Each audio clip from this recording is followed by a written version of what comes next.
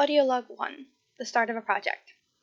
Have you ever wondered what it's like to be inside the mind of a movie or a book or video game character?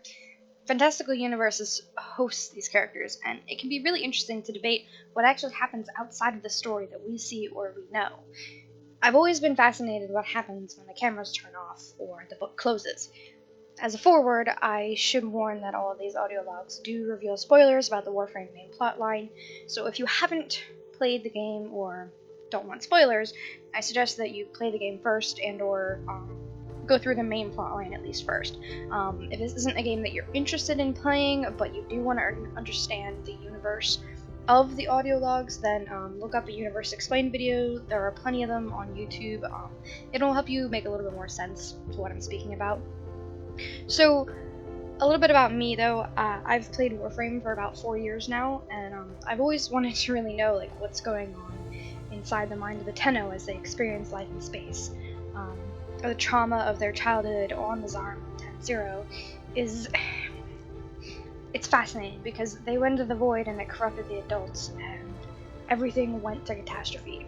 And their life on the ship was horrible until they were found. And though they are given a way to overcome this trauma through dreams, there's always going to be everlasting scars on their minds and spirits. That's something they're always going to have to deal with. So this project follows the life of a Tenno named Amadraya, who is basically alone pretty much since she woke up. In following the timeline, it's been about 4 years since she woke up. The universe of Warframe is harsh and unmerciful and filled with bad guys and very unpleasing conditions. So the Tenno pretty much only have Lotus and Hortus for company, unless they visit some specific planets or team up with some other Tenno.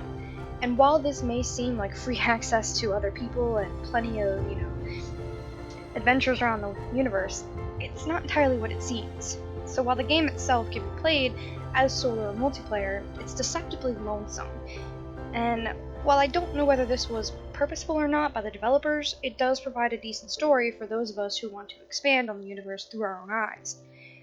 Which brings me to the last topic of this project explanation. This is a work of fiction, a form of fan fiction that is audible instead of written.